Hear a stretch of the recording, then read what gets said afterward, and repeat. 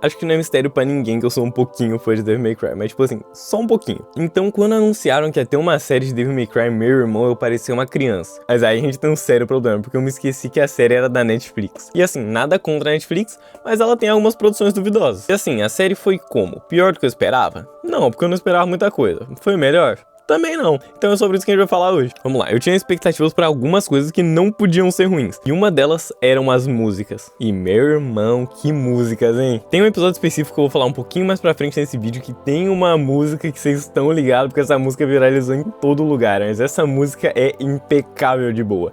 E esse episódio também é impecável de bom, mas isso eu comento daqui a pouquinho. Agora vamos falar sobre o problema da série real, que são os personagens. Quando eu digo os personagens, é em quase todo sentido mesmo, porque tem muito personagem perdido nessa série. E não teria nenhum problema, por causa que é uma série sobre o Dante. O ruim é quando o Dante também tá perdido nessa série. Ou melhor, o Dante é o mais perdido nessa série. E antes que alguém me xingue, sim, eu sei, o protagonista não é o Dante, e sim a Lady, mas enfim, a gente fala disso depois também. Sendo uma série, eu tava esperando muito mais abordagens sobre o emocional do Dante, sobre como ele é fora daquele piadista. E não foi isso que a gente foi entregue, né? O que foi entregue pra nós, na verdade, foi um saco de pancadas que apanha em todo momento. Ele apanha da Lady, ele apanha dos demônios, ele apanha do roteirista, ele apanha do designer, ele apanha do escritor, ele apanha de todo mundo. Eu entendo realmente que a intenção era tratar um Dante bem menos experiente do que ele tá lá nos jogos, mas não precisava dele ser burro que nem ele é muitas vezes. Fazer um personagem que não tem experiência, fazer um personagem que é limitado cognitivamente, tem grande diferença. E sinceramente, várias vezes o Dante parece ter uma certa dificuldade em entender a situação que ele tá envolvido, que não acontece tanto com a protagonista dessa série, que é a Lady. Mas por que a Lady é a protagonista e não o Dante? Porque a série é muito mais sobre ela do que ele. A Lady é uma personagem muito mais bem desenvolvida, muito mais bem feita, e quando ela não tá falando palavrão, ela realmente faz coisas muito úteis. O problema é que ela perde bastante tempo falando palavrão, acredita em mim. Mas assim, tem algum problema a série ter a Lady como protagonista? Não necessariamente. O problema é quando ela não assume que a Lady é a protagonista, então tem que ficar nesse ping-pong entre ela e o Dante, sendo que o Dante é desinteressante porque não souberam escrever, e a Lady perde tempo de tela, já que ela tem que dividir com o Dante, que não é tão legal. E nesse balaio todo aí, só quem se salva é o vilão da história, que realmente conseguiu ser interessante, conseguiu prender minha atenção. Eu realmente fiquei na dúvida o que ele era, se ele era um humano, se ele era um demônio, por que ele fazia as coisas que ele fazia, qual era o motivo do ódio dele com o Dante, e depois eu fui entender tudo. E sabe qual episódio eu fui entender tudo? No melhor episódio dessa série, o episódio 6. Que é apresentado pra gente o passado da Lady, que é um bagulho que realmente fazia sentido eles apresentarem quando eles apresentaram, e é o melhor episódio disparado, por causa que não tem o Dante pra ficar disputando protagonismo, o vilão ganha a história que ele merecia, e a Lady tem sim um desenvolvimento interessante, e o melhor, não tem diálogos, já que os diálogos dessa série carecem muito de inteligência. E lembram da música que eu falei que eu ia dizer? É exatamente nesse episódio que é apresentado pra gente Afterlife, com uma montagem muito bem feita, e até que enfim, depois de tanto tempo, Devil May Cry teve a parceria que ele tanto precisava com a Evanescence, e que parceria bem feita, hein? Meu Deus do céu.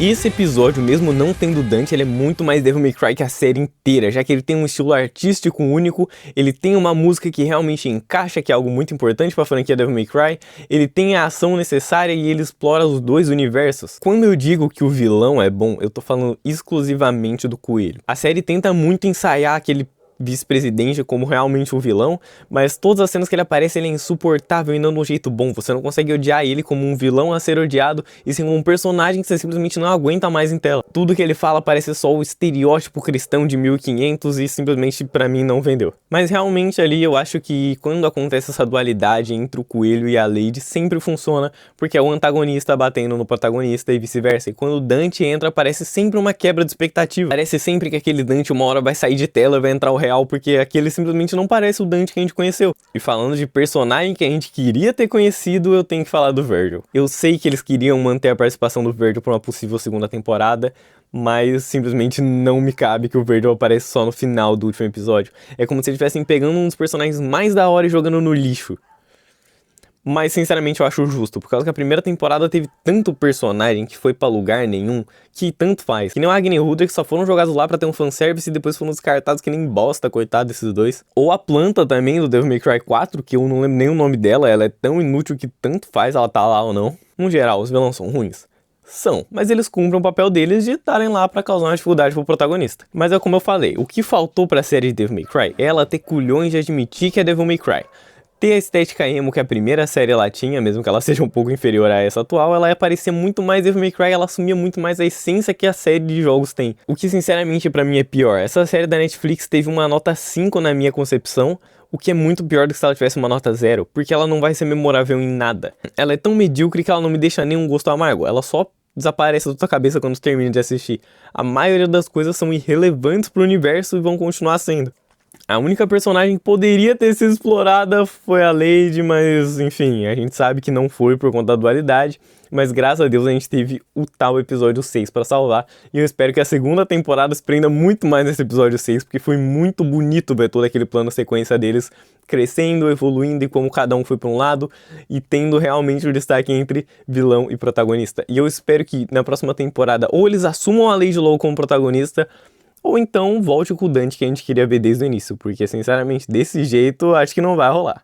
Enfim, Devil May Cry, a série não é ruim como tem muita gente dizendo, não é boa como tem muita gente dizendo, infelizmente é só mais uma série genérica e esquecível da Netflix.